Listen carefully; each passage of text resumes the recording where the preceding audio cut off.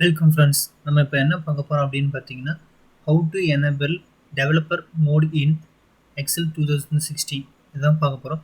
நான் லாஸ்ட்டாக வந்து பார்த்தீங்கன்னா விபிஏ கோடிங் பற்றி ஒரு வீடியோ வந்து அப்லோட் பண்ணியிருப்பேன். அதில் வந்து டெவலப்பர் மோடில் போயிட்டு தான் எல்லாமே வந்து நம்ம பண்ணியிருப்போம். விபிஏ கோடிங் எழுதுறது, ரன் பண்ணுறது எல்லாமே பண்ணியிருப்போம். ஸோ அந்த டெவலப்பர் மோடை எப்படி எனேபிள் பண்ணுறேன்னு இப்போ நான் சொல்லித்தரேன். இப்போ இங்கே பார்த்தீங்கன்னா மேலே இந்த எக்ஸல் சீட்டில் பார்த்தீங்கன்னா டெவலப்பர் மோடு எனேபிளில் இல்லை. இதில் நம்ம எப்படி எனேபிள் பண்ணணும்னா, ஃபைலில் போயிட்டு இங்கே ஆப்ஷன்ஸ் அப்படின்னு சொல்லிட்டு கீழே ஒரு ஆப்ஷன் இருக்குது பார்த்தீங்களா, அதை கிளிக் பண்ணிக்கணும். கிளிக் பண்ணிவிட்டு இல்லை கஸ்டமைஸ் ரிப்பன் அப்படின்னு சொல்லிட்டு ஒரு ஆப்ஷன் கொடுத்துருக்காங்க, அதை கிளிக் பண்ணிக்கணும். இப்போ கிளிக் பண்ணிங்கன்னா லெஃப்ட் சைடு வந்து பாப்புலர் கமெண்ட்ஸ், ரைட் சைடு வந்து மெயின் டேப்ஸ்ன்னு சொல்லி கொடுத்துருக்காங்க. இந்த மெயின் டேப்ஸில் தான் நமக்கான ஆப்ஷன் இருக்கும் பார்த்தீங்கன்னா. Home, insert, page light, formulas, data, review, view அதில் இருக்குது பார்த்தீங்களா. அதில் டெவலப்பர் மோட நம்ம டிக் பண்ணிக்கணும்.